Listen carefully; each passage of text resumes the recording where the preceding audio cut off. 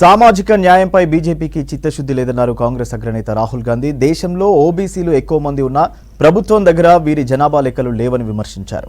కీలకమైన విభాగాల్లో ఓబీసీలు లేరని విమర్శించారు. ప్రభుత్వంలో ఓబీసీలు, దళితులు, ఆదివాసీలకు భాగస్వామ్యం లేదని ఆరోపించారు రాహుల్.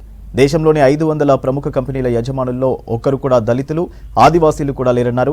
కులగణన చేయడానికి మోడీ సర్కార్ వెనుకాడుతోందని ఫైర్ అయ్యారు. బీహార్లో భారత్ జోడో న్యాయ యాత్ర కొనసాగిస్తున్న రాహుల్ పూర్ణియాలో జరిగిన బహిరంగ సభలో మాట్లాడారు. సీఎం నితీష్ ఎప్పుడు ఏ కూటమిలో ఉంటారో, ఎప్పుడు యూటర్న్ తీసుకుంటారో తెలియదన్నారు.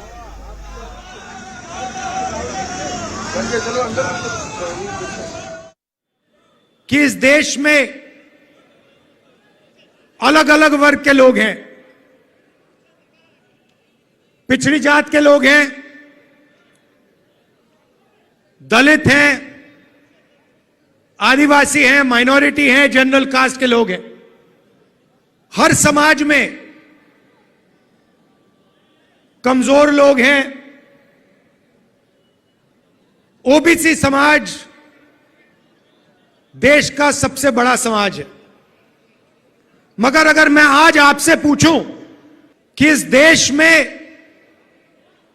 ओबीसी समाज की आबादी कितनी है,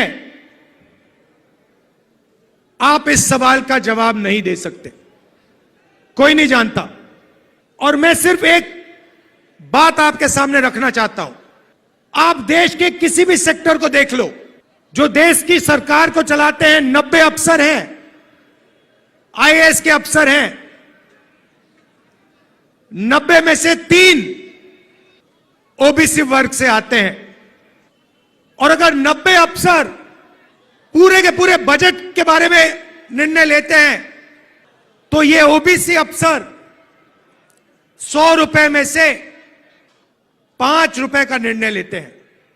तो सरकार में ना ओबीसी की,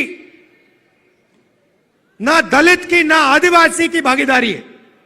सरकार को छोड़िए, हिंदुस्तान की सबसे बड़ी 500 कंपनीज को देख लीजिए, उनकी लिस्ट निकालिए,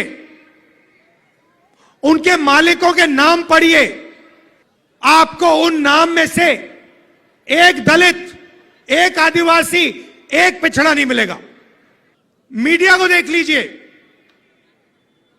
अखबारों को देख लीजिए, टीवी को देख लीजिए, एक मालिक ओबीसी वर्ग, दलित वर्ग, आदिवासी वर्ग का आपको नहीं मिलेगा। रिपोर्टर मिल जाएंगे, उनको भी कोने में बैठा रखा है, जो उनके दिल में वो बोल नहीं पा रहे हैं। मगर सीनियर मैनेजमेंट में और मालिकों में आपको एक ओबीसी, एक दलित, एक आदिवासी नहीं मिल सकता। प्राइवेट एजुकेशन के सिस्टम को देख लीजिए, प्राइवेट कॉलेजेस, यूनिवर्सिटीज को देख लीजिए, प्राइवेट अस्पताल देख लीजिए, एक मालिक आपको ओबीसी, दलित, आदिवासी का नहीं मिलेगा। तो मैं सिर्फ यह सवाल पूछ रहा हूं कि अगर हम सामाजिक न्याय की बात कर रहे हैं, तो यह तो स्पष्ट है कि हिंदुस्तान के किसी भी सेक्टर में पिछड़ों को, आदिवासियों को, दलितों को न्याय नहीं मिल रहा है। अब सवाल बनता है, पहला कदम क्या होना चाहिए? मैं सिर्फ यह कह रहा हूं कि समय आ गया है कि हिंदुस्तान का एक एक्सरे हो जाए।